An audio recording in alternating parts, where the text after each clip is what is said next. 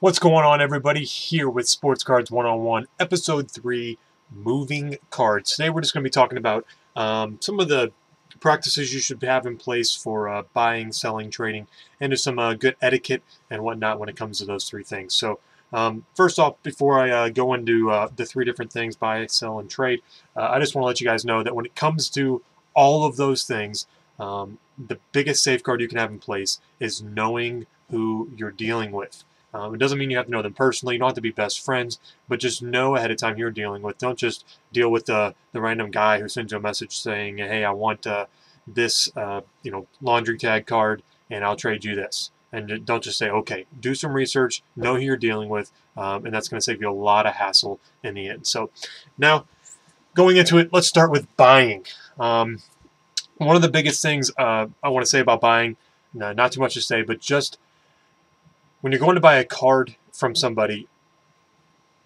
determine what you're going to use to figure out the value of that one card. Some people are going to be using Beckett.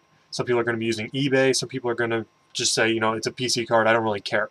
But you need to know what you're going to use to find that value. Beckett is going to be typically going to be your highest value. It's the book value. eBay is what I like to call market value. It's what things are actually selling for. And when I say eBay, I'm talking about completed listings that have actually sold. That is a very good way in my opinion, to get a actual value of a card. People can ask $1,000 for something, but if it only sells for $200, what's it really worth? So, and then something that I do, if it's a PC card, typically maybe I'll pay more than even book value for it.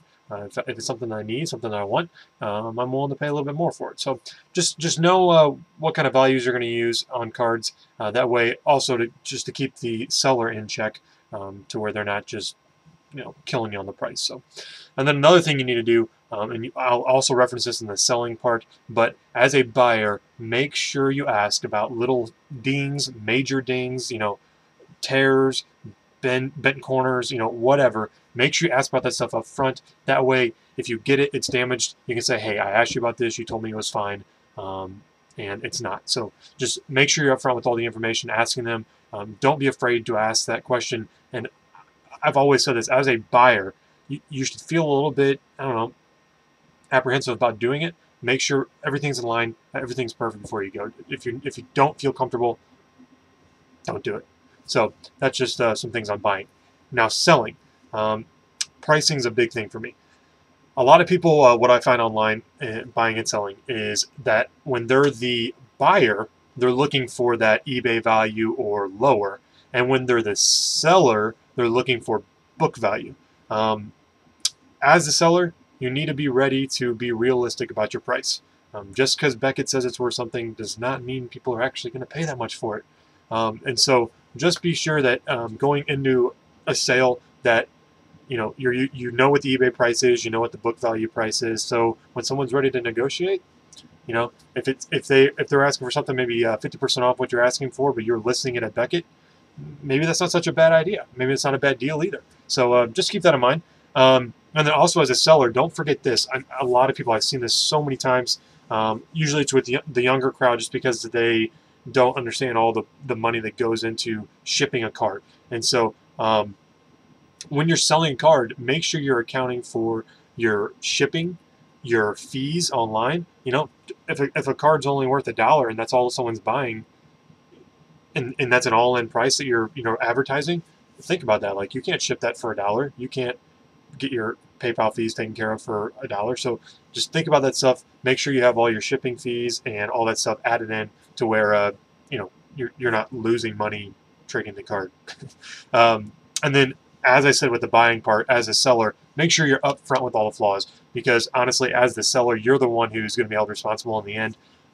As we all know, PayPal is not very friendly with the sellers. It's very hard as a seller to, overrule a buyer. And so make sure you're upfront about any, even minor flaws. I like to make sure people know about any little ding on it, even if it's something that's just from the pack. Just make sure buyers know. And 99% of the time, if you tell the buyer upfront about it, you're not going to hear any beef about it in the end. So just be upfront about it. And then trading, trading's kind of the difficult one, because trading, you're both sending cards and trusting that the other person is going to send that. And so, to me, trading is one of those where you really, really, really, really need to make sure that the person you're trading with is a reputable trader. Check out YouTube, check out all the sites, check out eBay if they have any feedback on there. But just make sure you know who you're trading with. Early in my collecting, I did some trading and got burned one time, and that's all it took. And so just do your homework on the people you're trading with. And what I like to make sure in the beginning, I've had trades where I spent days trying to work it out, and then in the end, I told the person that, hey, I don't know you, I can't find any information on you, and so if there's, I'll happily trade with you. Just please send first, and then I'll send mine once I get your cards. That is not a bad thing. Typically in the community, if someone has a reputation and the person they're trading with does not, they're going to ask you to send first, just so they know, because they know that the community knows that they're going to send their card, and so there's no worries on their end. They're trusted, and people know who they are. And so if someone says, "Hey, could you send first? I've got a reputation, and I don't really know you," that's not a slap in the face. They're not, making fun of you or anything like that. It's just another level of etiquette within the trading community. So, and then also in the beginning, when you're working on a trade, make sure you both are on the same page, whether you're using Beckett value or market value. That is a huge thing. A lot of times you'll say, hey, I've got this card, like on my site, for instance, mysealsportscards.com, all of the cards are listed primarily at market value, not at book value. And so if someone's trying to trade for a card off the site, which I don't typically do, but if someone's trying to trade, a lot of times what they'll try to do is say, hey, I've got this card, it's a $40 card, and I'll trade it for the $40 card on your site. Well, the card that you're trying to trade me, realistically, market value is more like $10. And so it's not a fair trade at all. But they get upset when I say, hey, that's not an even trade. And they're saying, wait, it's 40 and 40. But it's not. You have to be using the same system for determining the value of the card. So, and then also when it comes to trading, make sure you both, two things about shipping, make sure you know how you're going to ship the card. First class, priority. If you're doing an international, that's, remember you're going to be waiting quite a while for your card, so don't get nervous. And then also ship it out in a timely manner. A lot of times you're going to be trading with someone who's younger. They might not be able to drive, and so they go to the post office whenever their parents do or whatnot.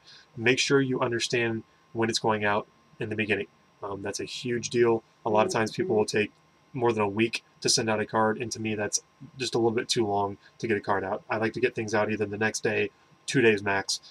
That's just, in my opinion, just good etiquette, and just, I don't know, just being a good trader. So those are just some tips, guys. As always, be safe, know who you're trading with, know who you're buying from, know who you're selling to. And until next time, happy mojo to everybody. Let me know if you guys have any questions you want answered, and we'll have more episodes coming up. We've got 4 more lined up already right after this one. But let me know if you have any questions, comments, opinions, concerns. Post them below and spread the word, guys, and we'll talk to you guys later. See ya.